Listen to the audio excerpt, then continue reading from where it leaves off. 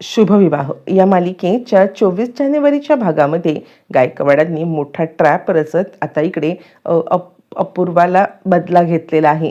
म्हणजेच अपूर्वाच्या खुनाचा बदला रागिणीकडून घेत रागिणी आणि पौर्णिमा, एकटी रागिणी नाही तर या सगळ्यामध्ये पौर्णिमा सुद्धा टोटली अडकलेली आहे. हो प्रेक्षकांनो, पौर्णिमाला सुद्धा आता अडकवण्यामध्ये यश मिळालेलं आहे गायकवाडांना. एका चिठ्ठीमुळे पौर्णिमाचं सत्य सुद्धा समोर आलंय. इकडे आता बलदेव खूपच अस्वस्थ आहे आणि त्याने अपूर्वाचा फोटो घेऊन तिकडे बसलाय आणि त्यावेळेला अथर्व म्हणतो, दादा तू असं रडत बसलास ना तर अपूर्वा बहिणीला खरंच चांगलं नाही वाटणार. ती लढवय्या होती. तिने आकाश आणि भूमी यांना वाचवण्याचा प्रयत्न केला.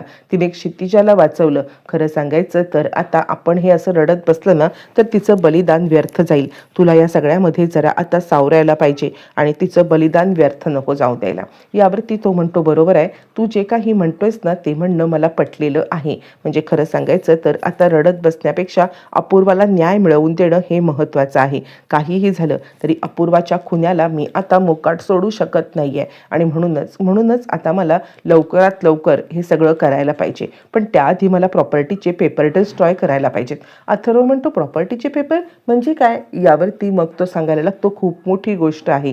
म्हणजे काय झालं माहिती आहे का, मला आकाश आणि भूमीने तिकडे बोलवलं होतं आणि त्यांना माहिती होतं की काहीतरी ह्या प्रॉपर्टीचा रागिणी किंवा अपूर्वा गोंधळ घालतील. अपूर्वाचा तर गैरसमज झाला होता, पण त्यामुळे तिने काय केलं, त्या दोघांनी की ही प्रॉपर्टी जेलमध्ये असेपर्यंत माझ्या नावावरती करून ठेवली होती आणि माझ्या नावावरती ही प्रॉपर्टी करून आता त्यांनी विचार केला की ज्या वेळेला त्यांना ही हवे प्रॉपर्टी त्यावेळेला ती प्रॉपर्टी ते माझ्या नावावरून काढून घेतील आणि म्हणून त्यांनी माझ्या नावावरती प्रॉपर्टी करून ठेवली होती. आणि त्या दिवशी मी वकील बनून त्यांना भेटायला गेलो होतो वेश पडून आणि त्याच वेळेला हे सगळं ठरलं. प्रॉपर्टीच्या पेपरवरती सह्यासुद्धा करण्यात आल्या होत्या.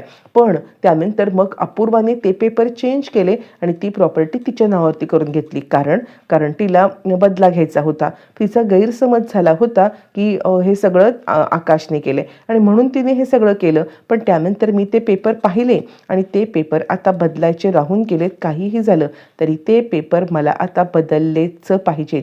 असं म्हटल्यावरती मग आता लगेचच इकडे अथर्व म्हणतो, ठीक आहे, तू काळजी करू नकोस, काही झालं तरी सुद्धा आपण आता ते पेपर बदलूया. असं म्हणत लगेचच आता इकडे ते पेपर बदलण्याचा विषय ठरतो आणि तिघही जण पेपर आता शोधण्यासाठी निघालेले आहेत. ज्या वेळेला पेपर शोधायला तिघं निघालेत, इकडे तोपर्यंत जे अपूर्वाच्या हाताखाली काम करणारे कॉन्स्टेबल आहेत त्यांना आता इकडे आकाश आणि भूमी यांचा खूप राग आलेला आहे. कारण आकाश आणि भूमी या दोघांनी अपूर्वाला मारलं असं आता त्यांच्या डोक्यामध्ये आहे किंवा असं त्यांना वाटत आहे आणि त्यामुळे ते आकाश आणि भूमी यांच्यावरती बेदम राग काढतायत, त्यांना बेदम मारतायत. भूमी आता सांगते, आम्ही खरंच काही केलेलं नाही आहे, तुम्ही का आमच्यावरती उगाचच राग काढताय? मी तुम्हाला सांगतेय ना. यावरती आता इकडे ते सांगतात की नाही, तुम्हीच सगळं केलंय. आमच्या अपूर्वा मॅडमना मारण्यामध्ये तुम्हीच हे अग्रेसर आहात, तुम्हीच या सगळ्यामध्ये त्यांना मारलंय. त्या तुमच्या विरोधात पुरावे गिळत होत्या आणि खोटं बोलताय तुम्ही, आता तुम्हीच त्यांना मारलेत. आकाशभूमी सांगतायत, नाही हो, खरंच अपूर्वा आमचा जीव वाचवताना गेलेली आहे. आणि त्यावरती ते सांगतात, आता खोटी कहाणी जरी किती रचलीत ना तरी सुद्धा त्याचा काही उपयोग होणार नाही आहे.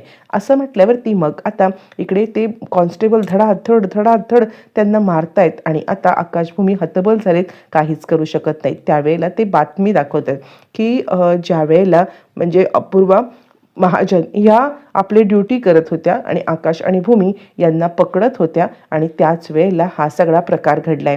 त्यांनी आता अपूर्वा महाजन यांच्यावरती गोळी घातली आणि तिची हत्या केली. आता ही न्यूज सगळीकडे व्हायरल केली रागिणीने आणि त्यानंतर पौर्णिमा म्हणते, वा आई वा, काय डोकं आहे तुमचं? म्हणजे आता जी अपूर्वा त्यांना वाचवत होती त्याच अपूर्वाच्या खुनाचा आरोप तुम्ही त्यांच्यावरतीच टाकलात.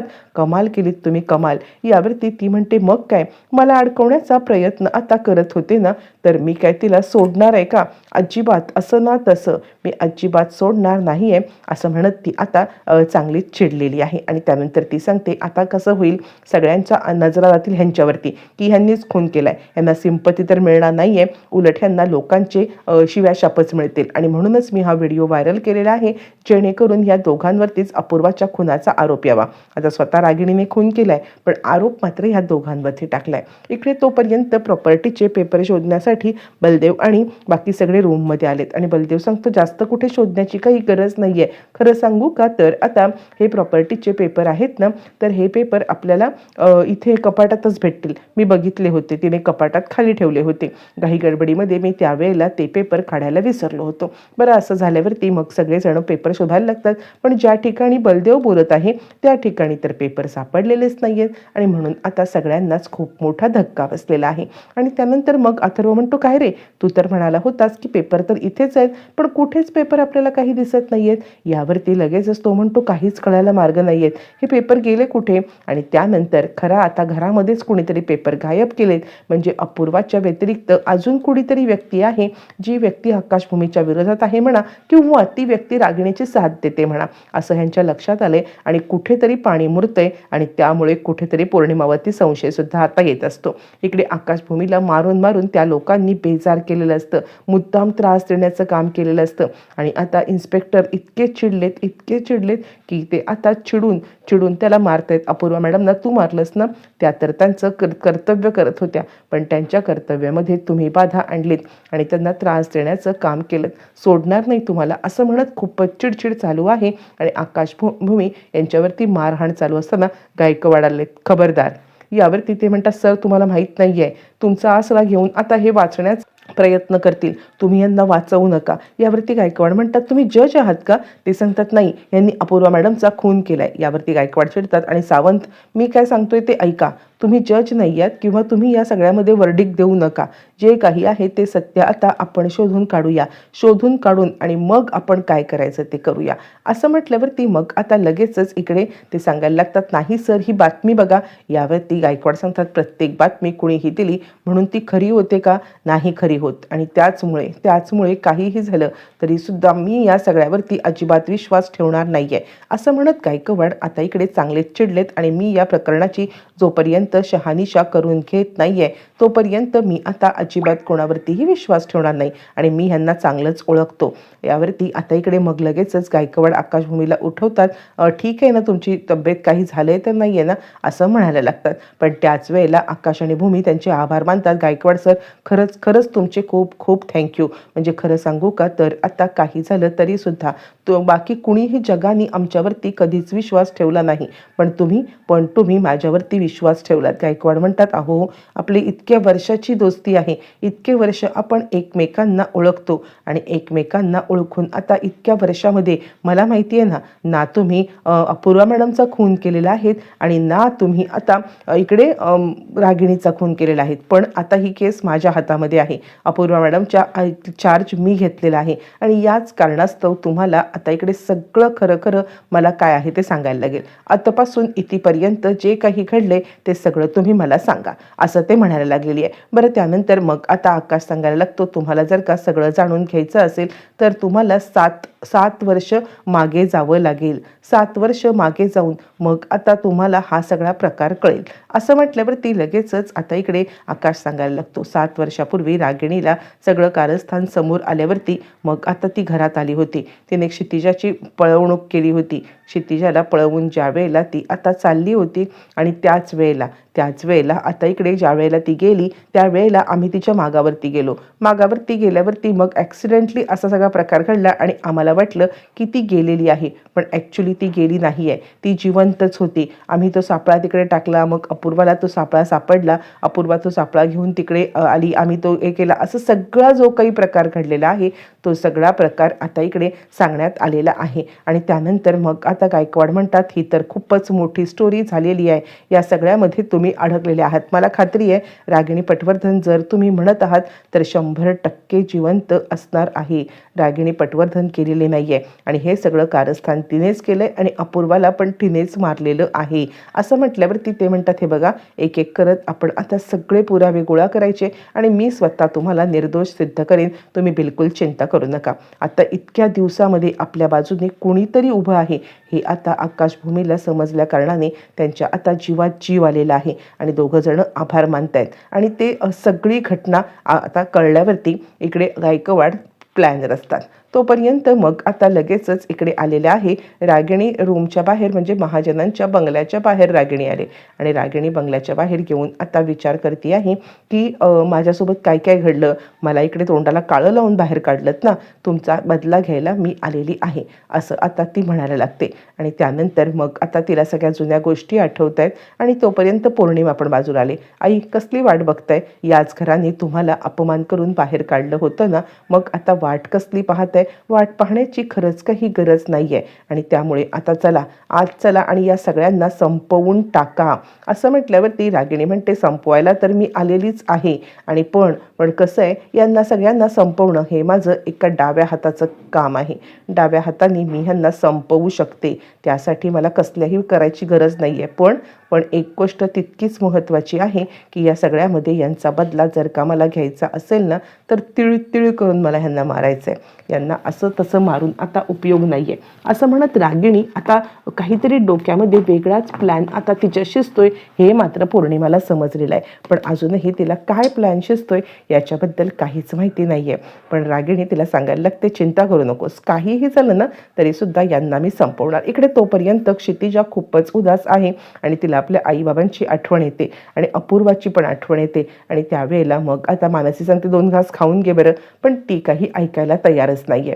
ती सांगते मला आईबाबांशी बोलायचं आहे, त्यांच्याशी भेटायचं आहे, त्याशिवाय मी काही खाणार नाही आहे. त्यावरती तिला आता सांगायला लागते ती म्हणजे इकडे मानसी की तू असं करू नकोस, तू खाऊन घे. तितक्यात ह्या दोघांचा व्हिडिओ कॉल मानसीच्या फोनवरती आलाय आणि मानसीला धक्का बसलाय. तुम्ही दोघांनी आणि व्हिडिओ कॉल केला, तुम्हाला हा व्हिडिओ कॉल करायला कोणी दिला? यावरती मग आता दोघं सांगायला लागतात खरं तर अपूर्वाची केस आहे, ही केस आता गायकवाडांनी घेतलेली आहे आणि गायकवाड सरांनी आम्हाला आता परमिशन दिलेली आहे.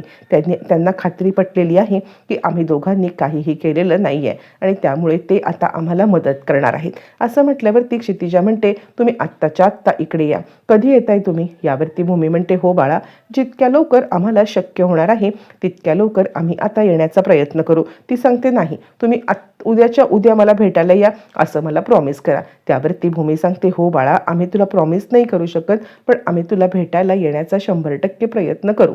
पण आता क्षितिजा रागवून बसते, ते काही नाही आहे, मी जेवणारच नाही आहे. जर तुम्ही मला प्रॉमिस करत नाही ना की तुम्ही उद्या मला भेटायला येत नाही, तोपर्यंत मी काही खाणारच नाही आहे असं म्हणत मग आता ती हट्टाला पेटून बसलेली आहे आणि ती आता रागवून फुगवून यांच्यावरती बसले. आणि त्यानंतर मग आता ते दोघं जण सांगायला तर ठीक आहे बाळा, तू जर का म्हणत आहेस ना तर उद्या या, तर आम्ही उद्या येण्याचा 100% प्रयत्न करू. ती सांगते प्रयत्न नाही, तुम्ही उद्याच्या उद्याच यायचं आहे. इकडे तोपर्यंत रागिणी सांगत आहे हे बघ, यांना संपवणं हे पटकन शक्य आहे, आत्ता जाऊन मी त्यांना संपवू शकते, पण माझ्या डोक्यात प्लॅन वेगळा आहे. अशा प्रकारे त्यांना संपवण्याचा माझ्या डोक्यात प्लॅनच नाही आहे. जोपर्यंत मी आता प्रॉपर्टीचं काही करत नाही आहे, अनेक गोष्टी आहेत ज्याच्यासाठी मी आयुष्य झगडत काढलेलं आहे आणि ते पूर्ण होत नाही आहे, तोपर्यंत मी कोणत्याही परिस्थितीमध्ये आता यांना मारू शकत नाही आहे. थांब, माझा वेगळा प्लॅन आहे असं म्हणत तिच्या डोक्यात बरंचसं काही वेगळं आहे आणि या सगळ्याचा वर्कआउट तिचं चालूच आहे. इकडे तोपर्यंत मग आता भूमी आकाश इकडे फुलत आहेत क्षितिजासोबत आणि ते क्षितिजाला सांगत आहे ठीक आहे बाळा, तू जर का म्हणतेस ना तर उद्या आम्ही तुला भेटायला येऊ असं म्हणत ते तिला दिलासा देत आहेत. गायकवाड सर या दोघांना अगदी फुलटू मदत करायला सुद्धा तयार आहेत. बरं, हे सगळं होत असताना क्षितिजा खुश झालेली आहे. ठीक आहे, तुम्ही उद्या भेटायला येताय ना, तर मी आत्ता खाऊ खायला तयार आहे असं म्हणत ती आता खाण्यासाठी तयार होते आणि ह्या दोघांना बरं वाटायला लागतं की चला इकडे काही झालं तरी आता क्षितिजा जेवणासाठी तरी तयार झालेली आहे. बरं, हे सगळं चालू असताना पुढील भागामध्ये आता इकडे हे जे अपूर्वाले चिठ्ठी लिहिलेली आहेत अपूर्वाला, त्या चिठ्ठ्या या सगळ्यांच्या हातात लागत आहेत.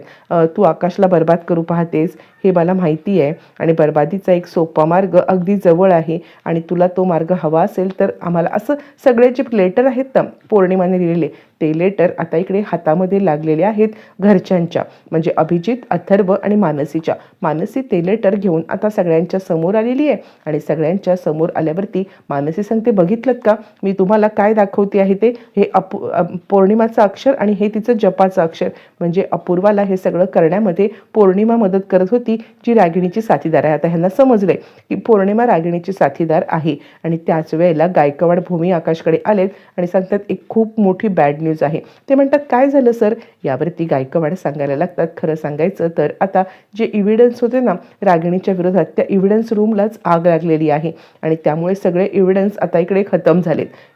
यावरती दोघांना खूपच मोठा धक्का बसलाय. काय बोलताय सर? मग गायकवाड सांगतात हो ना, सगळे इव्हिडन्स नष्ट झाल्यामुळे आता आपल्याला काहीच करता येत नाहीये. आता हे काम रागिणीशिवाय दुसरं कोण करणार? रागिणीच आता हे काम करू शकते हे त्यांना समजलेलं आहे. पण तरीसुद्धा गायकवाड मोठा ट्रॅप रचत आता या सगळ्यामध्ये तिला कशी शिक्षा देणार येणाऱ्या भागामध्ये आता आपल्याला सगळं पाहायला मिळणार आहे.